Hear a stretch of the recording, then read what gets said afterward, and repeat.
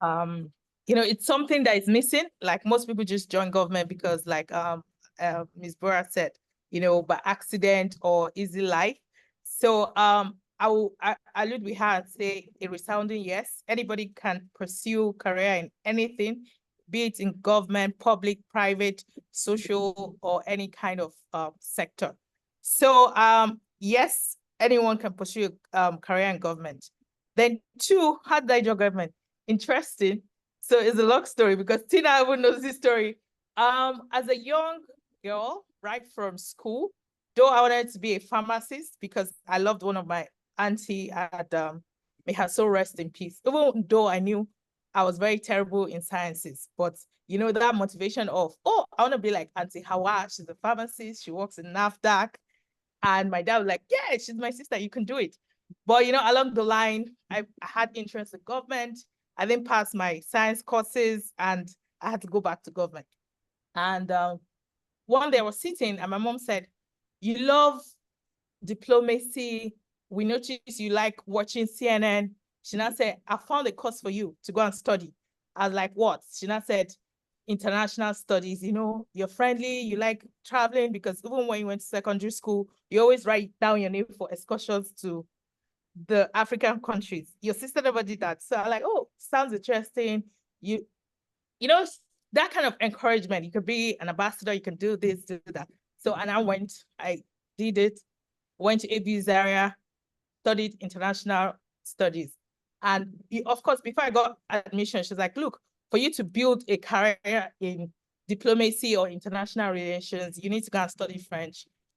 She made me do French school for a year before I went to study international studies. And certainly, while I was in school, I was always involved in those activities, association, department association. So because I knew French was compulsory in our department. So I was put in the education committee where I was were tutoring both my mates, my seniors on French courses, the tutorials. I don't know if they still do it back then in school, where despite the main lectures in the evening, before the exams, there'll be like, tutorials for different courses. So I took French and, because of that, I was involved in politics, member of the social science parliament and all that. But I think, again, one thing I was focused on, I only had three places I wanted to work: foreign affairs, LNG, and United Nations. Because I think I was inspired by Kofi Annan. When I watched TV, I like, whoa, look at this Ghanaian. He speaks to the whole world and everybody listens. And, of course, I did my NYC and we were going around to pick our community development. And I listened to, they'll give us preliminary details of all the CDS. But when I heard about the Millennium Development Goals, I was like, oh, I think I fit into this. Mind you, it's not like, you're focused, but you just know that, oh, this sounds like what I would like to do. Of course, because we're much younger, you don't have direction, you get be mentored by your parents or your sisters or your elderly ones. So I did that for a year, but I now got a job where the guy, because I'm hands-on, he now started calling me his HR. I was like, okay, maybe I should build a career in HR. And I did. After NYC, worked for 2 years. I left for my master's and I did my master's in human resources. So I came back and I started my business, my consulting firm. And while doing the HR consulting firm, I was doing things on the side. I was worried about youth um, unemployment, the of jobs, but there was a skills gap. So I was working on, youth development skills. I looked for partners. I remember my colleague, a friend of mine saw something G was doing. He said, look, Rose, what you plan to do, General Electric is doing. Over, and from there, we decided to work together to do this thing. So I have a mentor who is my pastor. Right from when I was in ABU, I would email him and say, oh, I want to change, I want to do skills conference. You know how your mentor is. And that guy never replied me.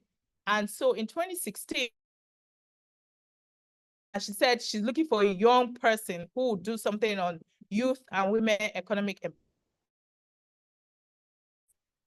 a protege or mentee, as people call it. And he called me and said, oh, you need to go meet this woman.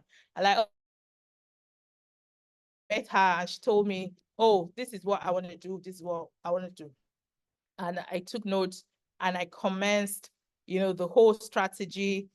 And after like 4 months, I saw my mentor and like, oh, congratulations. I like, what happened? She now said, because she never paid me. And I didn't bother myself.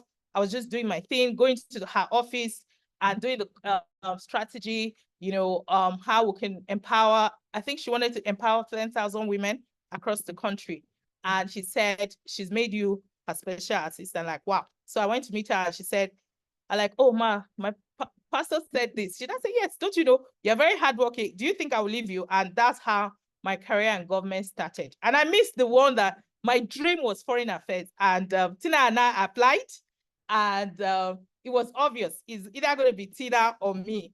And everybody told me it's going to be Tina because, for some reason, I don't know why. They're like, oh, her parents work in government. Like, okay, fine. And we both applied. Tina, can you remember? I were Yaradua Center for the foreign affairs exam. I didn't get it. That hurt me. I think it was one of the things that made me cry. And I'm like, oh, I'm not going to apply for government. But fast forward, and that's how I got my job. And I've been working since 2016 till date. Like Ms. Bora said, it's all about hard work. It's all about commitment. It's all about your passion, being focused. Because to be honest, I never dreamt I'll end up in government following what happened to me in foreign affairs. I like, you know what, let me just go to the private sector where things are based on merit. But there are different ways in which people can enter government. So maybe I'll stop here, then we can continue. Thank you. Thank you so much, Ms. Kefas. Thank you. In fact, you highlighted one of the main things that is also very important. I think one of the things that you probably didn't realize that your mother did for you was she helped you to identify your skills and your interests, which is also very integral to working in government and building a career. I think a lot of times, a lot of people do not recognize what their skills are or what their interests are, and so navigating that part is always very difficult for them. It's good to hear that one person was an accidental civil servant. It's good to hear that the second person also had someone who identified a parent who identified assisted to identify skills, and that's building on those skills helped to pave that pathway for you. Thank you so much for your question. Please don't go away. We have another round of questions for you. Let's head on to our third speaker, Ms. Sophia Abu. I think the first question is already very clear. We're still going to throw it to you anyway. Do you believe that women can build a career in government, and how did you get into government? Thank you, Ms. Abu. You have the floor, please. Thank you so much, Watam. Good morning, everybody. Well done, first of all, for gathering these amazing people here to have this conversation. I'm honored to be a part of the conversation this morning, afternoon. So do I believe people can build a career in government? It's a no-brainer. The answer, and everybody has said so, is absolutely yes. Anybody can build a career in government, in any of the sectors. One of the things that I love about government work, essentially, a couple of things actually, is the structure. I think the first one is around structure, right? There's processes, there's hierarchy, there's, obvious outputs when you put in your best. So just a structured environment. And it's one of the things for me, I'm quite a structured person. So it was a no-brainer when I started to think of how I wanted to advance in my career. So structure is great. There's the security. In government, job security is very, very high, a lot higher perhaps than some of the other sectors like the private sector. There's also sort of like the strata, right? So in terms of your path to grow, it's almost guaranteed that if you work hard and you do what you're supposed to do, there's an obvious growth, career path growth for you in government. So, absolutely anybody can build a career in government. My story around how I got into government is not quite as interesting as Rose's story. It's very simple and very basic. One of the first things is my parents worked in government. And so that's all I knew and sort of understood growing up. And if you know some of, the older millennials, as they call us, when we were growing up, that was kind of like the focus. Your parents will just tell you, it's going to school, probably get a master's degree and get a job in government. It was almost like there was no other way. It's different from now, where there's so many opportunities, so many interesting sort of other areas to look into. So it was predetermined, I would say, for me. I did do a little bit of broadcasting, did do a little bit of random things here and there, but it was obvious all the time that ultimately I wanted to go into government, for a number of reasons. The first one is, and I think it was Nana who mentioned earlier, around this misconception that, if you go into government, you would just go there and have it easy. And another misconception was the fact that it was, a lot of government systems are kind of archaic. And, there are all these old ideas and bureaucratic processes. And it was very, very important for me to go into a role where I could sort of break all of those stereotypes, bring fresh perspectives and ensure that I was changing the narrative. So that was one of the biggest sort of motivations for me to go into government, ensuring that I was going there with fresh perspectives, and breaking, those narratives that people always thought government work was about. I mean, my story around what I studied and all of that is quite long, because I went, originally was a science student, studied microbiology. Then I went for a master's. I know it's interesting. Went for a master's in energy, environmental technology, and economics. And so I had all these different sort of areas, and it was quite kind of tough to hone in or narrow down as to where exactly I wanted to focus. But I guess there's a question around, how you focus in government, and I'll let that question come around. So yeah, that's it from me. Thank you. Thank you so much. Thank you. Thank you also for the simplicity in your story. Like you said, there was no big story around you getting into government. And I can also relate. Yes, my parents were in government. I mean, just like your story, it was expected, that was what we understood. And there was stability. We saw everything with, there was job security and all that. But I also quite must appreciate the fact that you had the zeal to bring in fresh perspective, because we all understand that the processes in government can be very archaic, even the way we write. We still write in 1922 eras, the English that we use. And so it's also very interesting to hear that you wanted to bring a fresh perspective. And I hope that you've been able to do that in your role. So thank you for your response. And I go back again to Ms. Bora. Ms. Bora, I would like to ask you, what skills do you think are crucial for building a successful career in government today? Ms. Bora, please, you have the floor.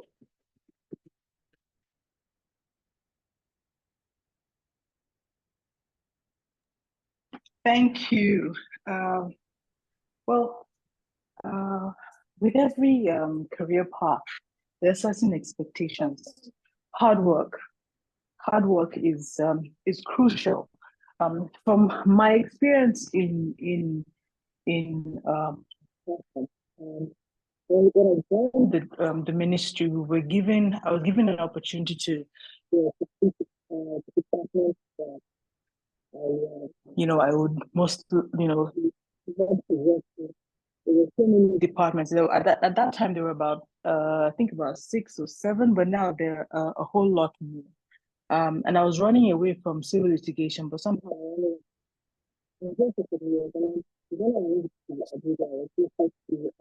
Muffled. Hello, you're a bit muffled. We can't really hear you. Okay. Can you hear me now? Yes, we can hear you. Thank you. Okay, fine. When I moved back to Abuja, I was posted to legal drafting department.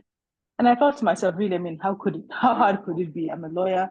I did legal draft in university and in law school. I mean, how hard could it be? And when I got into legal drafting, first of all, I realized that I really didn't know.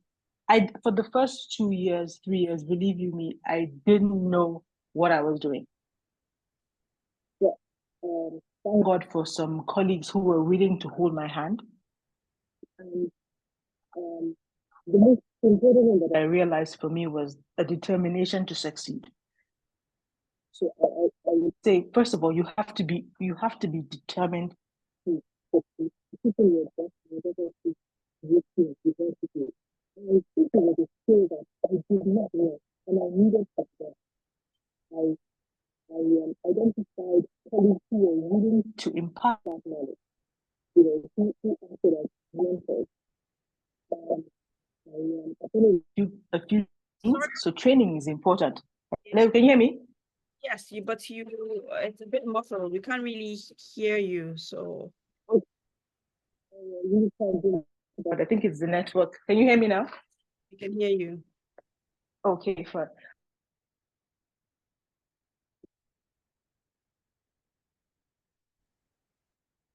Secondly, identify persons who are willing to impart knowledge. And who are willing to impart knowledge to act as your mentors. You need to be hard working. You need to put in the hard work. You need to put in the hard work. There's something to skills required. I identified as a legal practitioner who was determined to succeed in the legal justice field. You have to be analytical. You have to know the law. You have to be willing to research. I mean, you can't. I realized that I couldn't be spoon fed.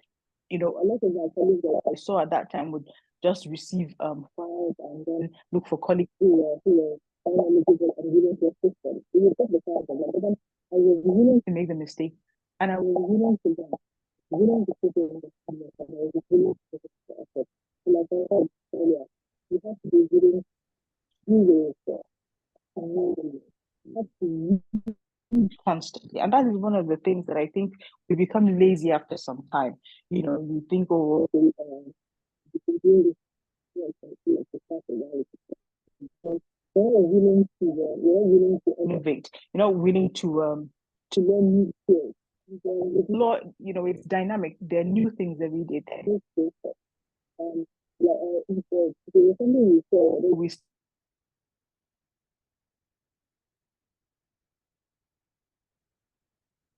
Hello, Miss Bura, we can't hear you.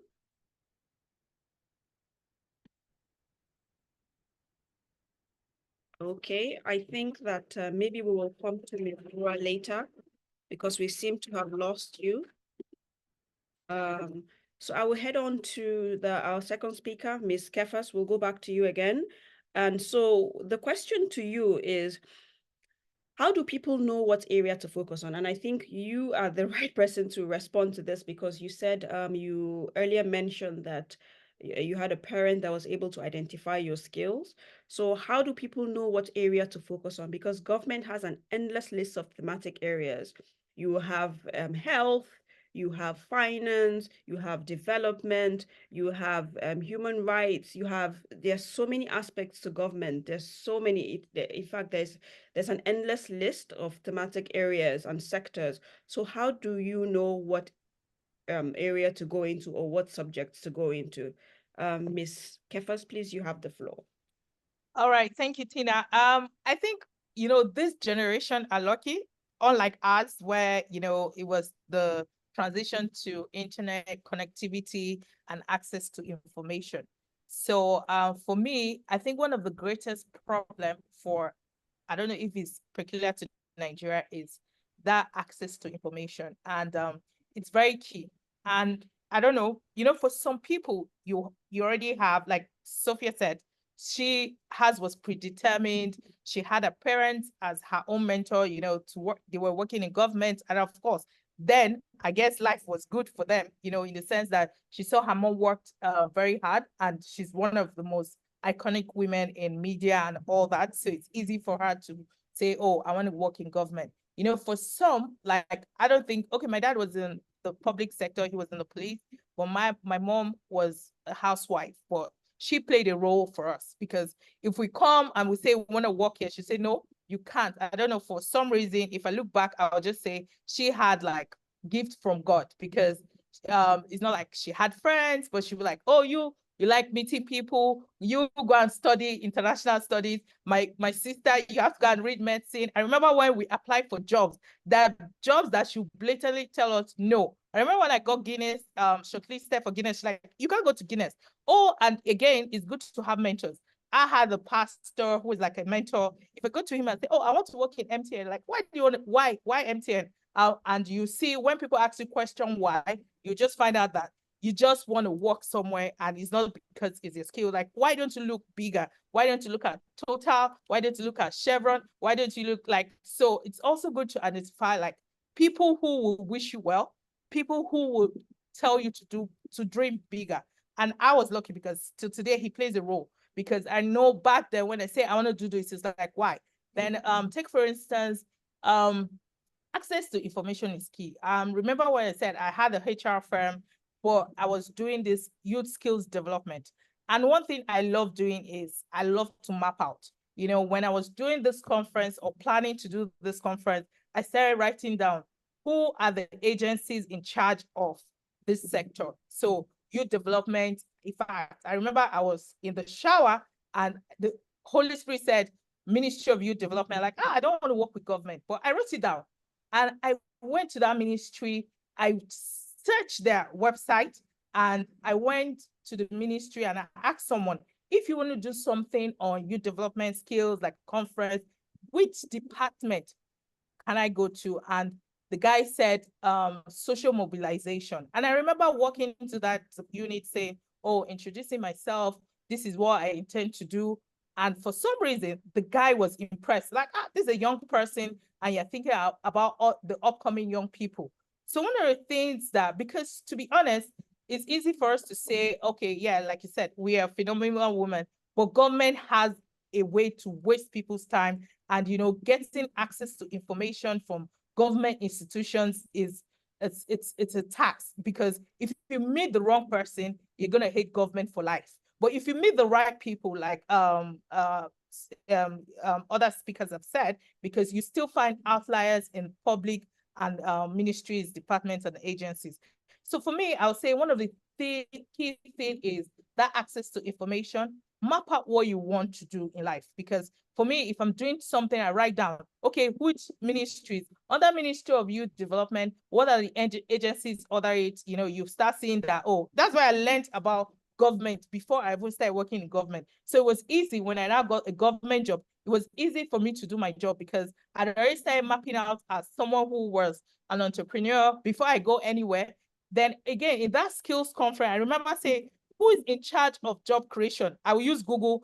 And to my greatest surprise, job creation was Ministry of Industry, Trade, and Investment. I like, I would never have thought that job creation mandate would be under Ministry of Trade, Industry, Trade, and Investment. But guess what? When I mapped out those key agencies, I wrote to them, and those were the agencies who got back to me and, you know, fixed meeting, were excited about what I was doing, and, you know, were able to sign partnership. So now it still boils down to the kind of skills you need to have. Like Nana said, you know, tenacity, determination, hard work. And if you map out what you want, if you're in the environment field, social inclusion, one thing I knew as a young person, I didn't want to work in the finance sector because I'm bad with maths. If you just say, give me 99 times 2 or 99 times divide by 7, you've lost me. So I never wanted to work in finance sector because I knew that for you to thrive in finance sector, you have to have ICANN, you have to have CFA, you have to have this. So even when they're like, oh, there were opportunities for me to work in CBN, oh, I beg, I don't want to go there because I like to strive to be the best. So I don't think I have that energy to get some of these specifications. So it's okay to know that you don't want these places, and it's okay to know that there are places that are best for you. So one of the things, again, I would say is, how do you have access? Is if you map out what you want in life and you follow these institutions. Like, take for instance, for me, as a young person, I'm not into entertainment. So you don't see me following Davido. I have nothing wrong with it. And the rest, maybe I have 1 or 2 favorite musicians or people in the entertainment industry. But you see, I follow those who I want to grow into. I want to learn from them. New disruption, new policies, like I knew from day one, I never used to follow KPMG and PwC, but I used to follow agencies like McKinsey. What does McKinsey have to say about reports? They tell you what the future is going to be like, oh, the digital age, just like now everybody's talking about AI. So I get to follow those agencies. Then I get to look for people who are already in the sector. So luckily for me, I have a pastor. My mom, she has native intelligence. Then I had a sister who worked with the Big Four. So I go to her and say, what do you think about this? So she always taught me, basic skills you need to have. And I think one of the greatest thing is, I think access to information is good. Two, mapping out what you want in life, because it's just like how you pray to God, just draw out what you need to do. And before you know it, it might not be easy for some, like Sophia said, you get the job. For some, they applied. Me, I applied for government job. I didn't get it. I remember crying when I didn't get the foreign affairs, despite passing my exams, doing well and all that. But you see, for some, it's people who recommend you. So in whatever you do, just tenacity is a key. You need to be determined. Determination is very key. You need to be focused. And how do you become focused is by working at those sectors. So like back to your question is, how do you, access this government? Because that very, the tons and tons of ministries, departments, and agencies. But one key thing you can do is the ministries have helped, because once you know the ministries, under the ministries, you see the departments and agencies. Like I have a young girl who just got recruited, and she's like, oh, they gave me a tax to get people into social whatever, into social safety net, social inclusion. I'm like, yeah, what you can do is look at the ministries, just go on the ministry's website. Then from there, you see the agencies they have, because automatically, like take for instance, humanitarian, or the NASCO, the social investment agencies will be under the humanitarian ministry. And so like, oh, that really helps me. But for some people, you need to get mentors who are already in the field you want to go to, be it environment, climate, social, finance, or whatever sector you have to be. You need to look for people you need to walk up to. You also need to get information of what you need to do to thrive in those sectors, because accept going to work in those sectors is not enough. But you need to hone your skills and say, where do I want to work? What do I need to do? Like take for instance, in my office, luckily I've worked in the Millennium Development Goals. And two, I was already working on a skills conference where I had interacted with government agencies before I got my government job. Even in my role, that some sectors I don't bother myself, but the ones I'm focused on, I keep focusing on it. Yeah. Thank you. Thank you so much. Thank you so much, Ms. Kefas. That was a basket of response. And if I hear you correctly, one of the things you said was to, first of all, identify your skills or your interests through information. So you have to search for the information. There should be access to information. And I think that this is the first step that people need to take. You need to identify what areas, what ministries, what departments, what agencies you have an interest in. You still highlighted identifying your skills, speaking to mentors and people who can also guide you along that path. I think that this is very essential, because a lot of times, people are confused on where to look and where to go. But like you said, one, it's good to identify your skills or areas of interest. Two, find information regarding the ministries, department, and agencies that cover those areas, and then also map up what you want to do. I think that mapping out what you do also will help you to identify specific ministries, departments, or agencies that offer the areas or subjects that you are interested in. Please don't go away again. We still have another round of questioning for you. And I'd like to go to so the question is for you, what has sustained your zeal working for government? Because truth be told, I think that people find the private sector more industrious, more rewarding in a certain kind of way. But for people working in government, we know that there are limited resources, sometimes limited opportunities. So staying back in government for over a decade, what is it that has kept your zeal going? Please, you have the floor, Abu. Thank you, Atam. That's an interesting question.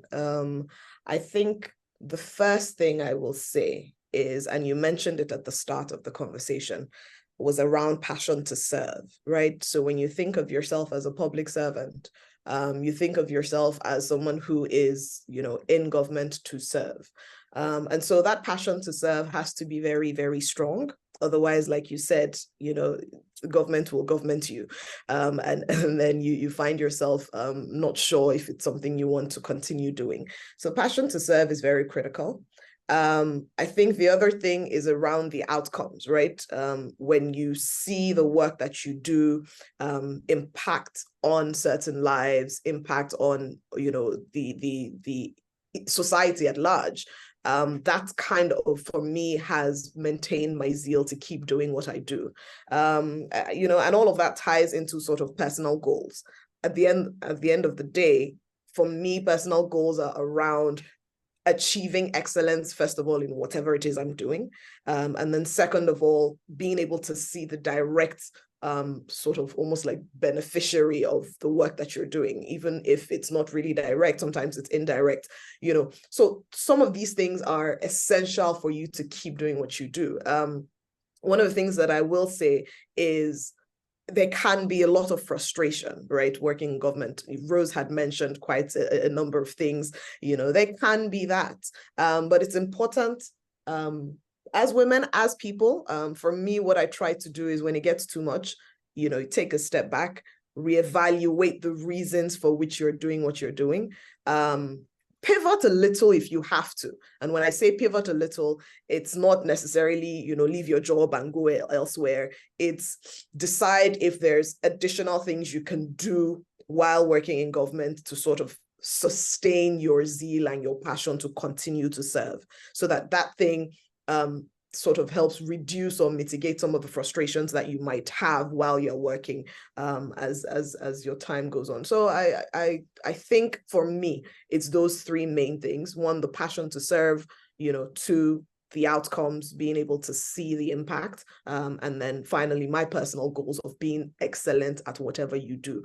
My mother would always say, and it's something we always made fun of her, she would hire people and she would give them these names, these titles that were so, my mom can have a sweeper who is on her team and she'll say the person is the CEO of environmental, so it makes that person feel really good. So some of the validation I get at work for some of the work that I do as well has helped to sustain my working in government. Wow. Thank you so much. That was quick, sharp, and to the point. And you highlighted three issues. I highlighted three responses which were really addressed the question. One, the passion to serve. It is really, really important. The passion has to be there because there are so many levels and layers of frustration, and sometimes you ask yourself, am I supposed to be doing this or not? And so the passion has to be there. The second thing, which is also very rewarding, is the impact of, like you said, the impact of when you see the impact of your job and what you do every day. You see how it impacts a large number of people, and so you want to continue. And then also personal goals. I think your personal development, I think that is one area that a lot of people don't even speak about as well, the personal goal and development, because the thing is, whether you think about yourself leaving, just a scenario, if you leave the government, what do you take out of it if you don't have any goals that you have achieved personally? It's not just a place where you just come and take, but also you have to also build yourself. You have to build your capacity in one way or the other. So with or without government, you have goals that you have established, skills that you have honed, and you can use them across board. So thank you so much, Ms. Abu. We have another round of questions. Please don't go. And this will go to all our speakers. I think that sometimes when the frustrations are there in your face and you're asking yourself tough questions, do I stay here? Because I would like to tell you that a lot of people that I have met, my colleagues who have worked in government, there have been times where they wanted to leave. They were like, today is the day where I'm leaving as a result of certain frustrations. But then also there are times where so many pivotal things have happened and you've just realized that this is where I'm supposed to be. So I would like to ask our speakers today, can you share a pivotal moment that has defined your career path in government? I think I'll pose this question to Ms. Bora. If you're here, if you want to continue from where you stopped earlier, or you want to go right into the question, sharing the pivotal moment that defined your career path, you have the floor, Ms. Bora. Thank you. I'd like to use this opportunity to apologize for some reason the network is just not cooperating. The other two panelists really have highlighted quite a lot of what I would have said regarding your career in government. Really, for you to have a very successful career in government, you have to be determined to put in the effort. You have to be willing to also develop yourself. The one thing I have also realized is that training is very important because women have, sometimes, things are dynamic, the society is dynamic, things change. And if you believe to let yourself, to keep abreast with the changing times, really. Hello, Mrs. Burr, we can't hear you. You sound very muffled. We can hardly make out the words.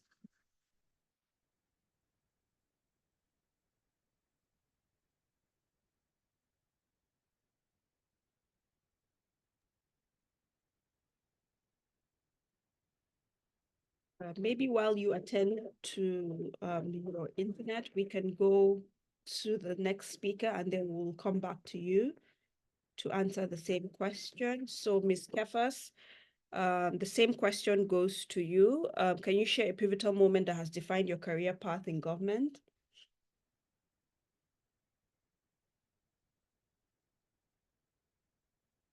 Ms. Kefas, you have the floor. Are you there?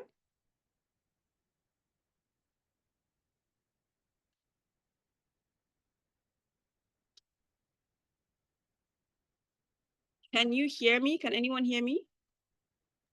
Yes, we can. Okay, I think maybe we will jump to you, Ms. Abu. You seem to be the one that is present at the moment. So if you can please take the question, can you share a pivotal moment that has defined your career? My network today.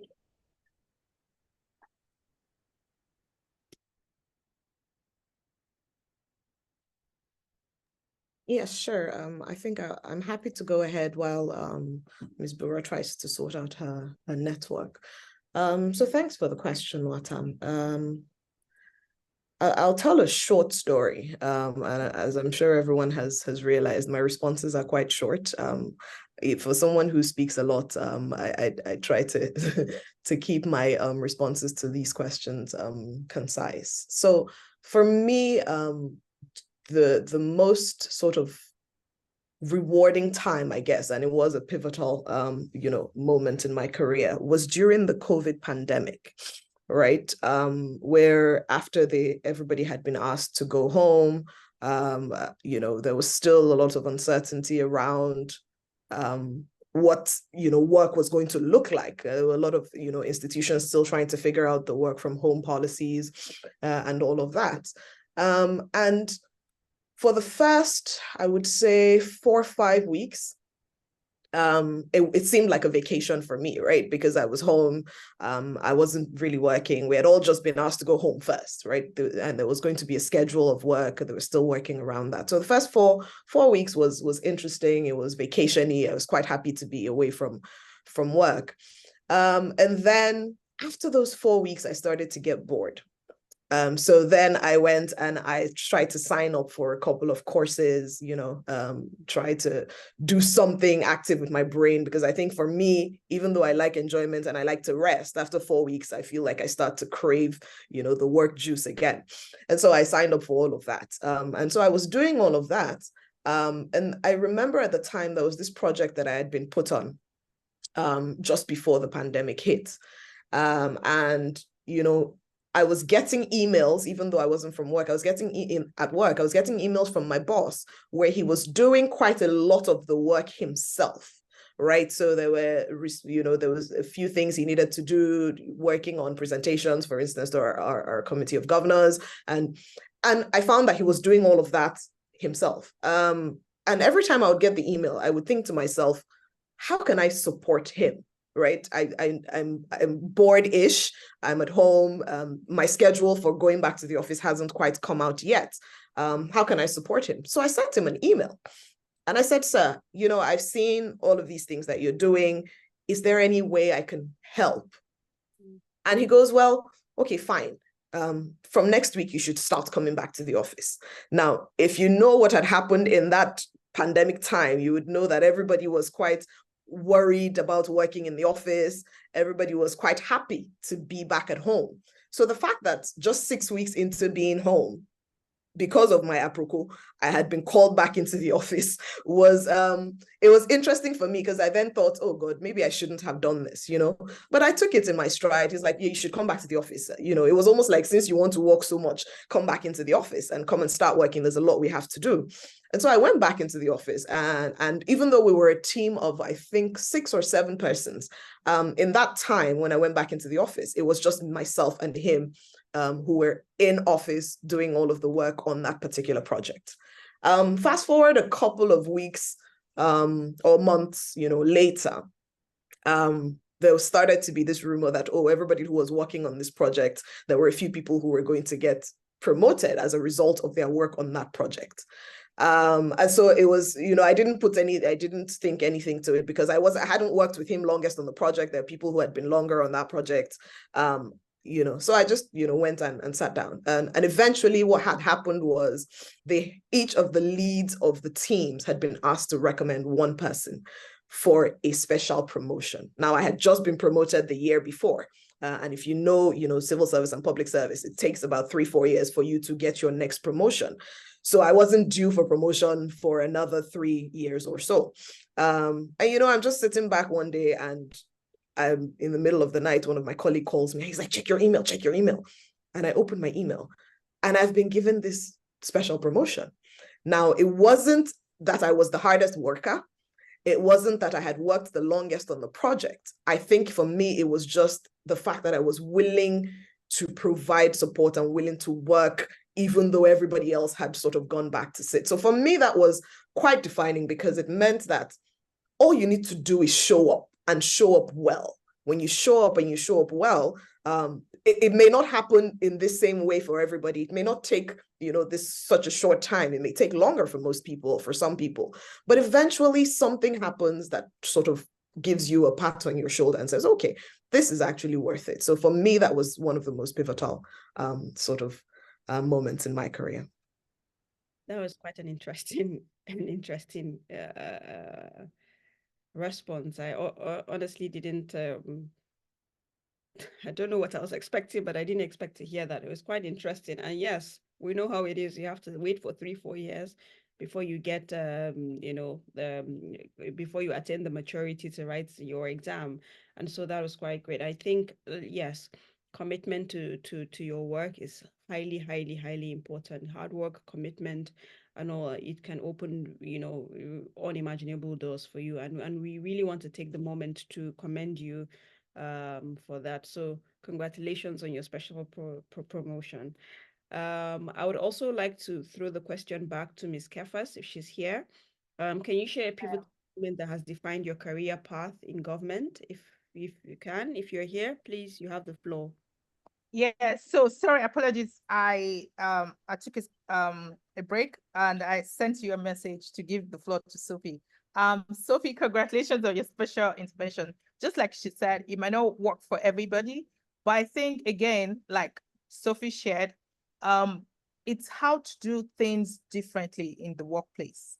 I remember my first few months in the workplace, I looked at it and say, I cannot survive here. I'm going to leave these people, But in the absence of not leaving, and I said, I need to do things differently. So first of all, one of the things, so for you to be, I don't know how to put it, way, because most people in government, like eye service, people don't care, because they just want to do things they want to do. But if you do things differently, trust me, you will be you will stand out, you know. So for me, it might not be a special. I kind of changed many things in the organization. When we came, they gave us our call card. I was like, this call card is not nice, you know. Of course, it's not to do it in a nasty manner, but you know, I'll just go on my own, use my money, reach out to like a graphics designer, like, and he will do it. Then I take it to my boss. I like, you know, we're the SDG office. We need to have the sustainable development goals on our card. So I just drafted this. Do you think this is nice? She's like, ah, very nice. And when we changed ours as the executive office, we saw that the civil servants changed theirs. And again, I was like, ah, ma, our website is no good. You know, I'll just, you know, give in my words. And, you know, of course, you have to use like your personal resources just to do things differently. And that made me, you know, at the end that she would say, oh, Grammy Rose, like anything that has to do with digitalization, transformation, she's like, Grammy Rose, you know, which of course I was the youngest. And I was always, you know, we're not a ministry, we're not an agency, we're a program office. We need to stand out. Like take, for instance, our office was very shabby, you know, not like CBN, them Sophie living in skyscrapers and the rest. And one day we went to New York. I like, look, ma, look at how all these offices are. They have the goal advocating of, you know, their mandate. You can see their clear mandate just by looking at the building, looking at the structure. They had SDG. She's like, oh, go and come up with something. So this has really helped.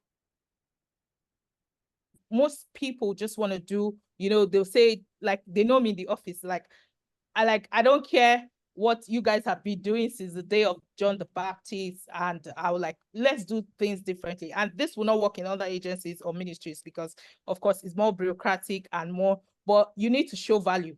Like Sophie did when she reached out to us. When COVID hit, we had a lot of work to do. And I told my boss about why not online. I was the one who set up the office Zoom account using my card. Of course, the office paid later, but you see, that helped in every discussion. You know how, so for every meeting, I'll be the one to set up the meeting. Of course, you'll be involved in so many programs and you get to do it. And because I was the one moderating, in fact, at a point in time, I was like, you know what, it's all about giving money to people outside. Why not anybody internally that wants to moderate an event, let's pay them for their, you know, give them resources to do it and all that.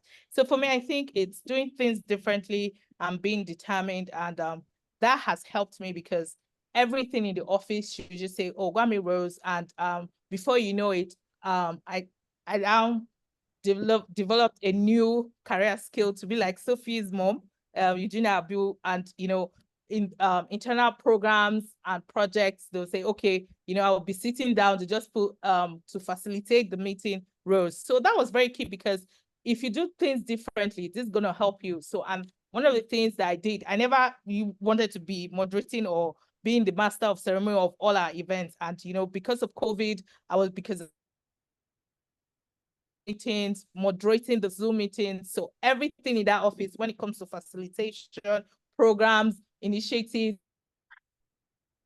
You know, so I think it was very key. You know, it might be small, but at least that makes you being involved in so many projects beyond your imagination.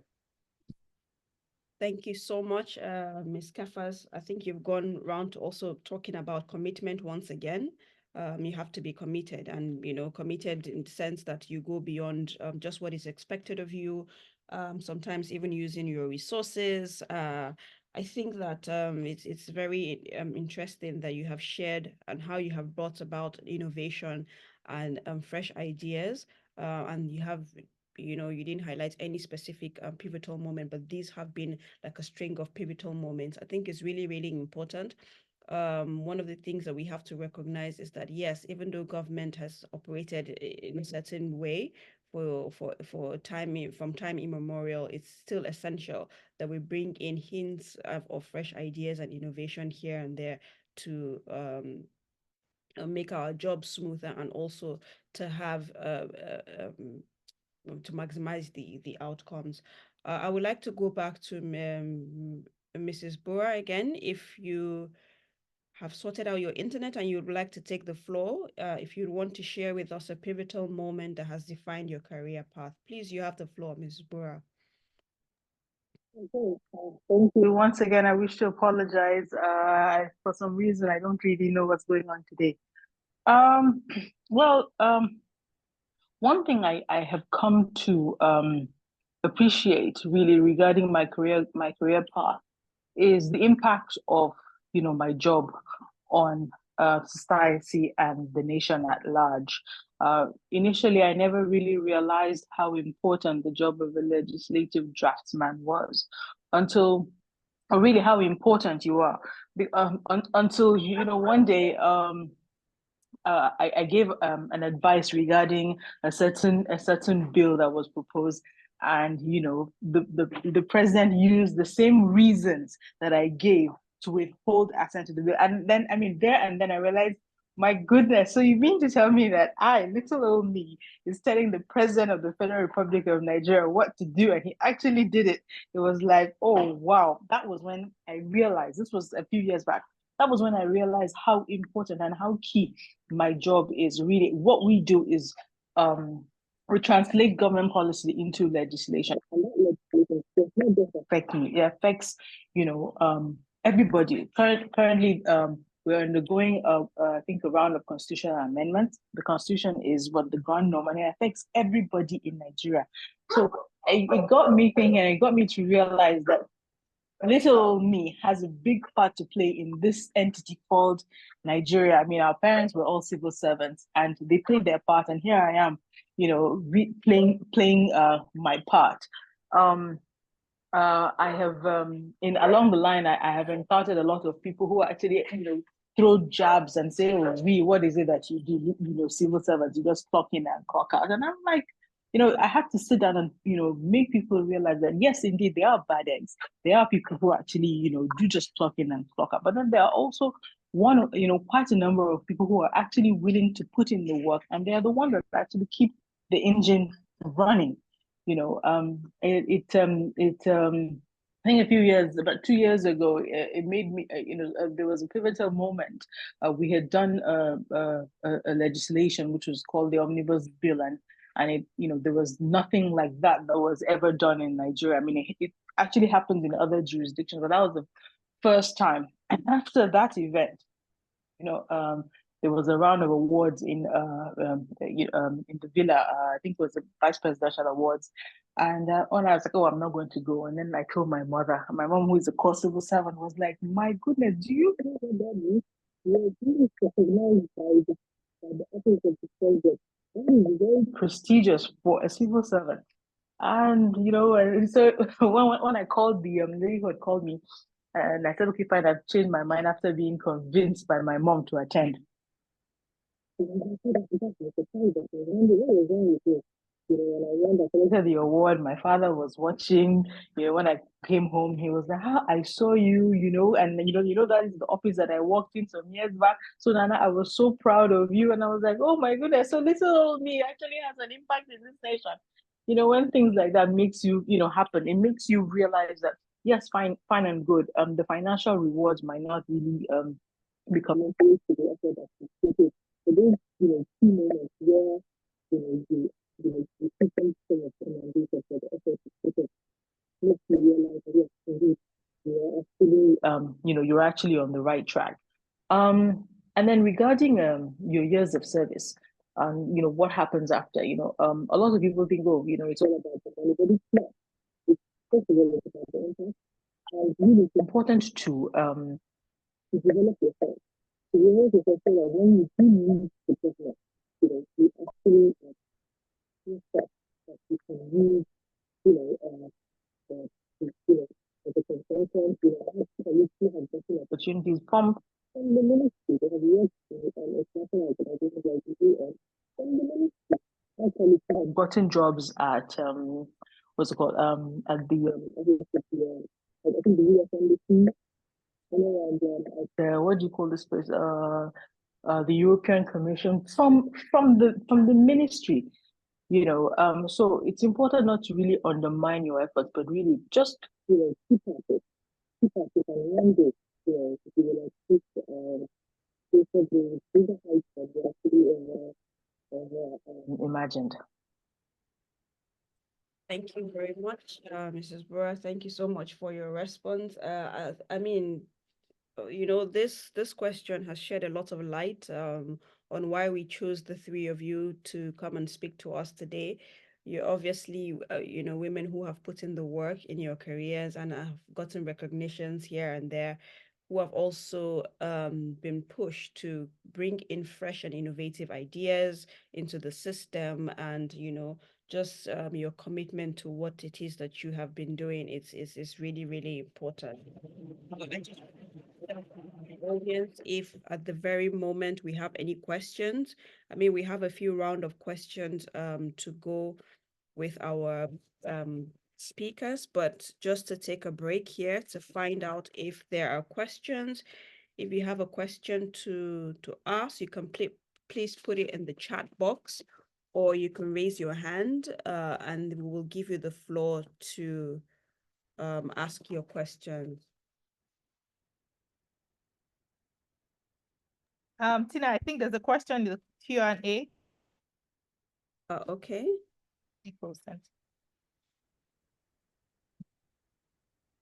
Okay, I will read this. There's a question from Jamila Diko, and she said, I'm very passionate about healthcare, and my dream is to work in top position in the health ministry.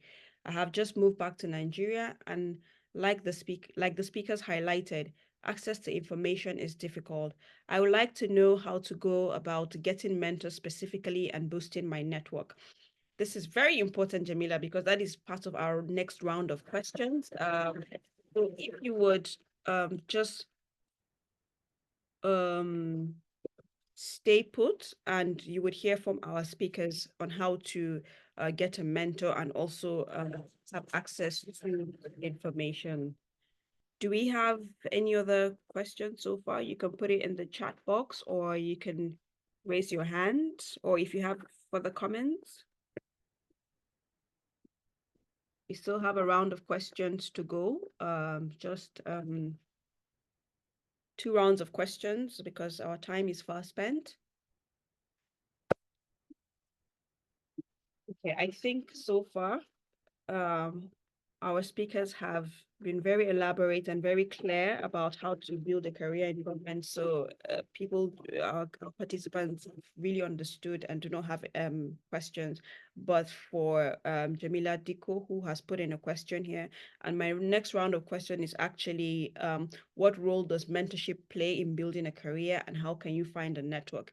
And then we can also marry that with the question of how to have access to information and network, and how to also network.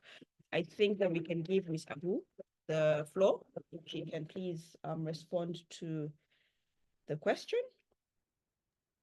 Okay, sure. I'm happy to go. So thanks, Watam. Mentorship, it plays such a huge role. You cannot even begin to describe what that does. First of all, it gives you something or someone to aspire to or to be like. It provides you with someone to guide you, right? And one of the questions that someone just asked in the chat box around how to find mentors, it's tough. I will start by saying, first of all, it's a misconception, but it's also something that rings true to a little extent, in which it's difficult sometimes for women to mentor women. It's sometimes we find that we're not as accessible as we should be when you're in leadership positions, or even some other higher ranking women. But I think that narrative is changing slightly. Women are gradually recognizing the critical importance to lift other women up. In the past, it was a bit dicey, but that's changing a bit. So right now there is a plethora of women who recognize that they're in a unique position to inspire other women. Now gaining access to those women is the second thing. So how do you then find these mentors who are out there? For me, my advice would be, the first thing is to try to, I know that information is still scarce, but to try to find as much information as you can around or about events that are happening. So quite like this one, there's quite a number of other events out there that women are organizing to be able to have conversations, to be able to dialogue on certain topics. So if you can find events that are happening around the subject area that you're looking for, if it's healthcare, if it's finance, find those events and try as much as you can to participate. So that is the first sort of way to then gain access to certain people who work in certain areas, right? I'd like to even say that as we're sitting here right now, I just got someone who connected to me on LinkedIn, and I looked in the group of attendees here, and she's in here. So you can see that that is already a way to start to network. When you attend these events, you find that you have access to certain people who you may not ordinarily have had access to. So that's the first one. Now, when you attend events like this, the next thing is to try to grab opportunities where you can. So have conversations, ask for guidance where you can, try to ensure that you're, even through social media, following certain social media pages that highlight your areas of interest. And then just keep showing up, right? If you show that you are capable of doing certain things, even if in that moment the person is unable to help you, there will be opportunities that will then come up where they think of you because you've been present, you've been consistent in communicating. When I say consistent in communicating, it's not, don't disturb your mentors, don't harass them. Just have conversations that are value added, or have value additions, so that when they're thinking through certain things, they remember, oh, I had a conversation with this lady the other day and she sounds quite well versed in this area, and someone is looking for someone to do this, and so perhaps I should connect them. So that would be my recommendation around finding mentors, and being able to leverage those opportunities. Thank you, Ms. Abu. You're absolutely right. I mean, the era is changing, where women are also lifting women, and you have to painstakingly map out, women who are in your field and find how to get, to them. And I'm also glad that this platform is already providing an opportunity for women to link up with Can I each. jump in there? Yes, please, Ms. Bora, you are. Yeah. To have a. In addition to that, there's this organization called WIMBIZ, Women in Business. I know a few years ago it was actually just limited to women in business, banking, but now they've actually broadened it, and women in the public sector are also covered. So it's a great opportunity for networking, meeting influential women in various fields. So that is also at least it's an organization that I know that one can actually look into. They have programs regularly in Abuja and in Lagos, and so it's a great opportunity to meet people and to network. Thank you so much, Ms. Bora. So, Ms. Jamila, you heard, it's also there for you to reach out to people who are also in your sector, in the health sector. And also, Ms. Kefas, do you want to throw in something here on how mentorship plays a role and how people can also find the opportunity to network, access to information? Please share your own views. Yeah, I think Sophia and Ms. Bora has done a great job. But I would just say, for me, I don't like wasting time. So WIMBIZ is good. There are other women organizations doing great things. But also I would just like to add, sometimes if you want to deep dive in, go down deep, sectoral mapping, in the sense that, because she said she's a health professional, it would be good to look for, I'm sure, because now there are associations, Women in Health, National Health Associations, those ones you get to meet other professionals like you, and volunteer to do to be part of the ESCO. There are other volunteers And before you know, when you do those things, you get to meet people in your own sector.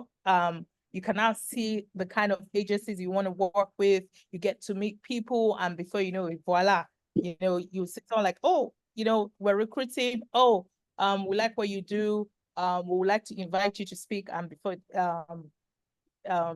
you know it, you're in there. So also, me, I'm more focused on, focusing on the sectoral pathway to your own career. Oh, I want to work, and you ask them where, to just say anywhere. Anywhere is nowhere. It leads to nowhere. So I think Sophie and Ms. Bora has said it all, but I would just say also, as a health professional, you can look at other agencies, and they have associations. Even when Ministry of and government give advertise their events on TV, on social media. We're hosting the National Health something. You can bop in there, and it's not that bad, especially in Abuja, where conferences are free. You can pop in, you get to see people. Maybe you meet a speaker who resonates with your passion. You can walk up to this person and introduce yourself. Yeah, thank you. Thank you so much. So as you've heard, Ms. Diko, there are so many opportunities for you to connect with people in healthcare. And I think another thing also is speaking to people one-on-one, apart from also the opportunity that you have here to speak to us and tell us that you're trying to connect with people in healthcare. It's also good when you meet anybody in any ministry to also, put that out there, because truth be told, we are all connected. All our work is connected. Ministry of Finance is connected, CBN is connected to Foreign Affairs, Health is connected to, finance. We're all connected in one way or the other, and we may know somebody there that will be able to assist. So doing the leg Justice, I apologize, and Ministry of Justice as well. So we are all connected because we work under one government, and so one person or the other will be able to assist. We have our final round of questioning today before we close. And the last question is actually a three-armed question in one. And we're just asking for recommendations for people who are trying to get into government, people who want to specialize in an area, and people who also want to advance their career. And we already have a message in the chat box. Somebody was asking what would be the advice for women who are trying to pivot their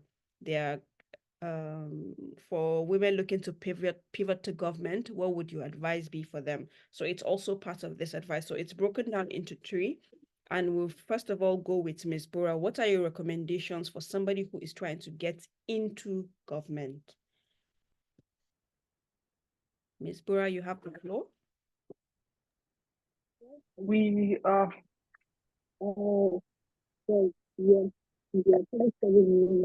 provides for how one can get into government technically, but it's advisable to to network.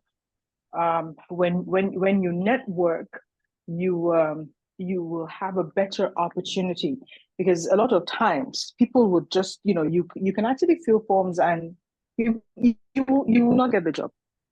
You won't get the job. But then when you are able to network and you meet the right person, and the person has your credentials and knows what you are able to do, the person can definitely recommend you for that particular position. So it's definitely usually referrals are better.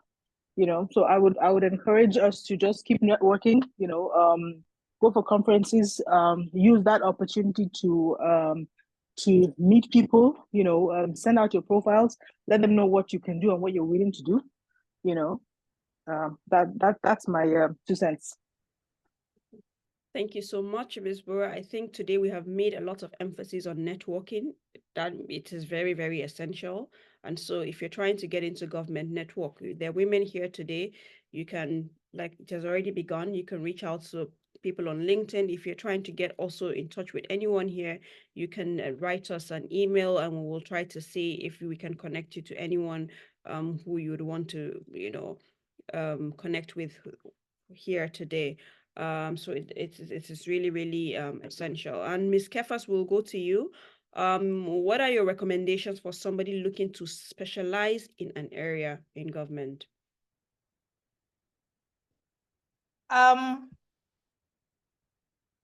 I think I'll build on Ms. Bora's on networking, and like I always say, I always make emphasis, because that guys, you need to map out the agencies. So it's just not only the government agencies, also the professional bodies, also the internations. Like I've seen young people who just say, "Oh, I want to do this." I like, have you thought of occurred to me? So for you to specialize, you need to do things differently. I think it was Sophie who said, when you go into those events, you need to show people you have value. Like I mentioned to Dr. Jamila on, even when you can offer voluntary services, because I, in the sense that for such a organization like the health agencies or association, you can just volunteer to, you're in the ESCO, and before you know it, it's easier for you to have network, because if you're in a network of group of people, be it women, men, me, I'm not focused on just being in women network, both men and women. Trust me, like Sophie said, it's we all talk about it's getting better, but anyone who you think needs to mentor you in that field is very key. So if you want to specialize, I diverted, and when I came back to my office, I knew that, I've pivoted into the development space. So the short courses, there are a lot of short courses at University of Oxford. I remember my boss sending me on a 6-week holiday to take a grandchild to the UK. And I was like, what will I do for 6 weeks in the UK? And I said, you know what, it's my opportunity to do my summer school. And I applied for a summer school at the London School of Economics on public policy analysis. You might not have time, you might not have the resources to do like the masters and all, but you can have a look at the local courses. Like I went to Lagos Business School. I did a short course, was sponsored by the World Bank. And today, those group of women, they're amazing people. Don't have moved to government, but they've added value. And in our group, there's so many things they're shared, career opportunity, appointment. And I can remember during COVID, I was in a committee on supporting MSMEs to cushion the effect of COVID. And they're like, okay, wow, Rose, we'll be happy to support these women, because like this group of women are not like the poor of their database might never be in the government database. So these are just group of private, I remember mentioning, sharing the details, and they got the support, the Japan government grant. So imagine not being in such $100 grant, but the results, the story behind those things was great. People, what's the worst that can happen? I share their story, that look, that this group of amazing women, and I don't think if FCT is shortlisting SMEs to get support, they will never list. And so emphasis on networking, collaboration in the top place. Oh, your friends. So today, Tina is inviting us, though we're related, commonality of working in government, being in the same space, receive us. So you need to collaborate. Relationship is key. If I need anything from Sophie, I'll reach out to her. I have a number, I have some of her details. And now I've gotten contact from this. So it's a two-way, bottom up, bottom. Like if I need something from Ministry of Ms. Bora, now I found a contact. So do not underestimate your relationship and the contact you have below you, or be it mentors. So for me, I'm a bit not the regular kind of mentorship, but your relationship. Relationship is what will take you. I remember sharing about my pastor who I've been emailing for 8 years. He didn't used to reply my email, but when the time came, when they said recommend someone, he recommended me. Like Ms. Bora said, you know, referrals can come from the least person you. And of course, you have to be strategic in your relationship. You know, you don't want to have too many people, but again, have relationship with people in your sector. That way you get access to information, be in groups that are very focused, like the WIMBs. I have so many women group where we share information, resources. You know, people have gotten scholarship. I've had people who will say, oh, Rose, there's something you put. Someone said, there's something you shared. I went to the US. I was shortlisted to the US and I'm back. Yeah, thank you. Thank you so much, Ms. Kafas. Thank you. Yes, you highlighted networking, really, really important. Building and sustaining relationships, being part of the group, taking courses, also mapping out agencies and one can also. Ms. Bura, can you please mute your mic? And also being part of like professional bodies that would also assist you. So that is really, really important to help you to specialize in an area. The last of the three questions also goes to Ms. Abu. So what will be your recommendations for somebody looking to advance their career in government? You have the floor, Ms. Abu. So thank you for that question. I think a lot has been said, and a lot of them, you know, a lot of the points that have been raised by Rose and Nana are very similar to the points that I'm about to raise. So same thing, you want to advance your career, you have to ensure that you're building yourself. You have to ensure that you are right for the position that you're aspiring to get to. They say, I can't remember the quote now, but it's around being prepared, you know, for when opportunity comes. So you can't just, you know, sit and say, oh, you know, I'd like to do this, I'd like to do that. How are you working on yourself to ensure that if at all this opportunity falls in your lap, you are actually ready? Rose raised the point around trainings. And it's something I always say to everybody who I work with or who I've had the opportunity to advise. Make sure that you are investing in yourself. It may seem like, you know, it's futile. It may seem expensive sometimes. Try to iron out the areas that you can afford and try to train yourself. Don't wait for, if you work in an institution sometimes, in my institution, I remember for a lot of the trainings that I would go for, a lot of people always thought that they were sponsored by my institutions. Yes, some of them were, but some of them weren't. So I would set aside money. It would drive me crazy sometimes, you know, trying to pay for some of these things. But I know what I want to do and I know where I want to go. I know that I want to be prepared if the opportunity for something comes up. I want my CV to reflect a certain type of, you know, person that I am. So invest in yourself is the most important thing that I would like to add to what all the other speakers have said. There's a quote by some American philanthropist, George Lucas, and he says, dreams are extremely important, but you cannot do it unless you imagine it. So make sure that you are imaginative, even in your trying to advance your career. Don't dream small. Dream big and then work towards it. It might be grueling.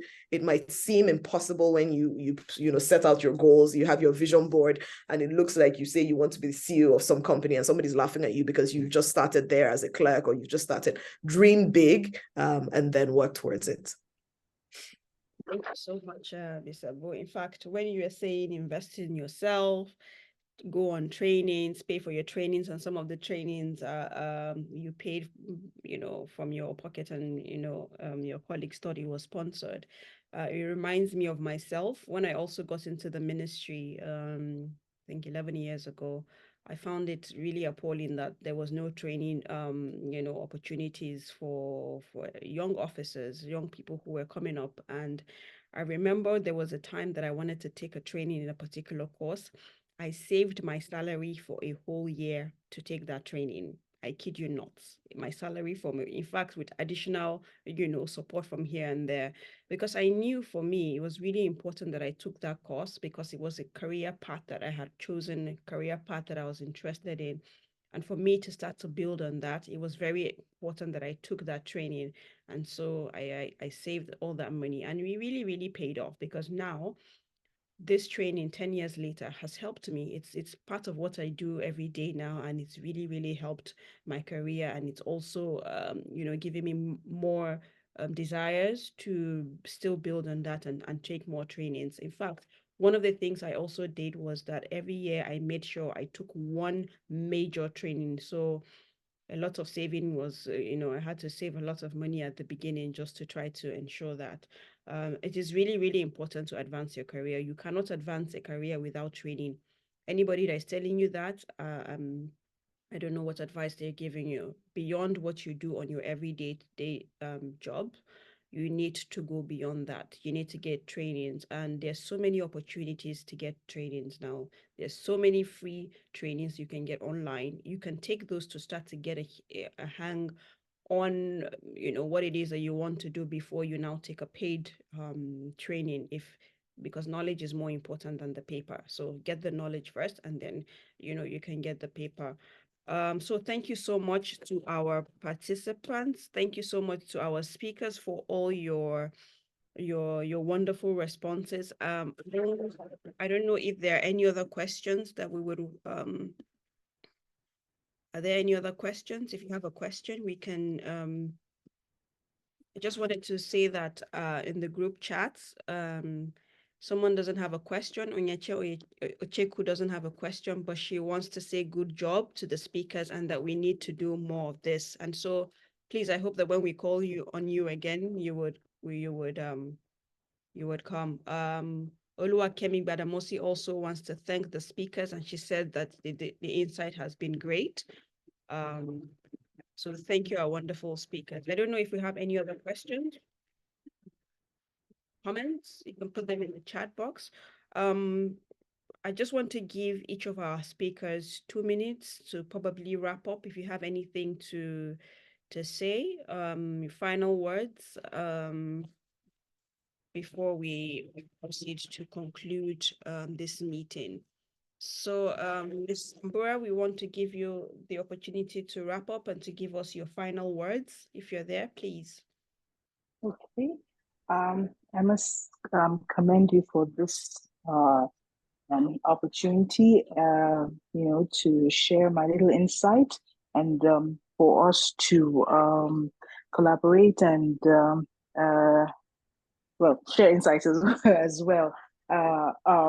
It has been quite insightful, quite enlightening.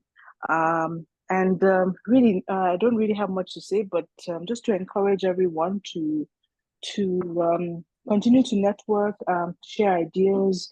And like one of the speakers rightly mentioned, training, really self-development is key, for success in any endeavor that we choose to pursue in life. And I wish everyone a wonderful weekend, and I pray that we have more opportunities like this to share knowledge. Thank you. Thank you so much, Ms. Bura. Ms. Abu, would like to pass the floor to you if you have any final words. Sure. Thank you for the opportunity to speak, I think is the first thing I would like to say. It's been an amazing conversation so far. Final words really are just sort of just to motivate us all. They say that women sort of tend to face certain glass ceilings, when they get to certain career, roles. I think of it more as a labyrinth. So it's a maze. Sometimes it's up, sometimes it's down. But I think at the end of the day, how you navigate these issues relies on your intentionality. So be intentional about every single aspect of your life, and not just even your career, your family life, your personal health and mental health, and then your career. You must find a balance and be intentional as women so that we can always show up at our best at every aspect of our lives. I think that's the final word from me. And thank you to all the participants who have listened in today. Thank you so much, Ms. Abu. Thank you. Ms. Kefas? So thank you. This was such a great meeting and insight. And you can see three of us are friends, but I'm sure we learned how Tina got her job, and also Sophie, and learning from Ms. Bora. So building on what the two speakers have said is, the recipe for success is tenacity, determination, and self-development. And again, one of the things I'll always emphasize is the soft skills. You may have all the knowledge, but you see that soft skills will help you navigate your way, as Sophie said. When you meet people, how you maintain relationships. Sometimes it's not all about money. It could be as little of having access. Instead of going through the whole, I'm trying to do this, or I want you to send this letter to the Ministry of Justice. She will help me. She could say, okay, send it to me, and she could take it straight to the Honorable Minister. Estimate our relationship, and keep pushing. Like you heard from the two, theirs was more structured. Mine was quite informal and unstructured, but and I turn things around. And I'll end by saying, like my friend's dad would say, I've given you the golden spoon. It's up to you to make it make use of it, or you want to turn it into a wooden spoon. Meanwhile, that means preparation meets opportunity. So thank you, Tina, and thank you to all our participants who stayed to listen to us. Thank you so much. Thank you. I really, really appreciate you. Thank you so much. We at WIG, we really appreciate our speakers today. Thank you for the panelists. Just to quickly wrap up on what we talked about, I think these were the top points that we made. One, you need to identify your interest. Two, hard work is necessary. Hard work is necessary. Working for government is not child's play. You need to come with your A game. Three, you also need to be committed. You need to be committed, because there are times that you'll be frustrated, but the commitment will keep you going. You also need to have passion for what it is that you do. Learning and innovation is also really important. So you have to keep on learning. You have to go for trainings. You have to train yourself, which also is part of personal development. You need you need some mentors, people who will help and guide you, towards guide you in your path in the government, and also to help navigate, circumstances here and there, and also to just help you, build your career. It is, which is also important to ensure that you network with, right? You also network to expand your base. People expand your base for people within your skill area or outside, so that you can also advance your career. And also you need to map out a career path for yourself. I don't know if I left anything out, but so far this are the highlights that we have taken from today. And I really want to use this opportunity to thank our speakers once again. Thank you for all your insight, and thank you also to all our participants. Just a few announcements before you leave today. We would like to announce that we will be giving 3 paid trainings to our participants. To our 3 participants at the trainings will be organized by Tom Associates, and we had the 3 of our first speakers, 3 of the people who joined the meetings first. I'm trying to just get their names. We have first Wadi Wabada, we have Iman Mewada, and Teju Bello. You are the 3, they're going to be the 3 recipients of our paid trainings. Then also to use this opportunity to announce that we are commencing our Space to Thrive S22 mentoring program. We will also be accepting 3 mentees for this program. Our speakers today have been gracious enough to take 1 mentee each. And so we are grateful to you. We would have a mentee in the development sector, 1 in law, and then 1 in finance. So anyone who is interested in the mentorship, you would have to write a 500-word essay to tell us why you should be selected. And then all the applications should be forwarded to our email address, which is wig.ng@outlook.com. You can find that in the chat box. And also today we have partnered with Tom Associates Training, and they are willing to give a 10% discount for everyone who has participated in this meeting today. You just have to give them a code, which is wig.ng21. Thank you so much, everyone. And then we also want to seize this opportunity to announce that we will be doing this more often. Our next webinar will be in June, and we will be focusing on finance and money, because we know it is very, very essential to talk about money, especially for civil servants. It is really, really essential. So we're going to learn how to earn, how to save, and how to also invest as an employee of government. You're not only building your career, but you also have to have some kind of sustenance, which is very key to your well-being. So on a final note, I wish again to thank all the speakers and the participants. And we at WIG, we are very, very grateful that you joined us today. And we wish you a very, very happy Easter. Thank you, everyone. Have a very, very good holiday. Thank you.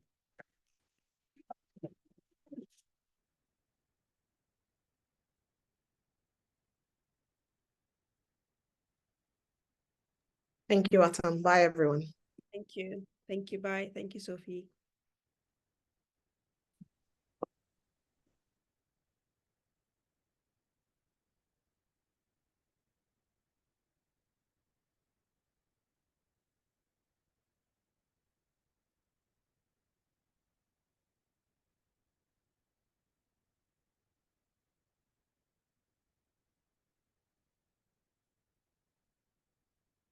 Thank you, everyone. Goodbye. Thank you.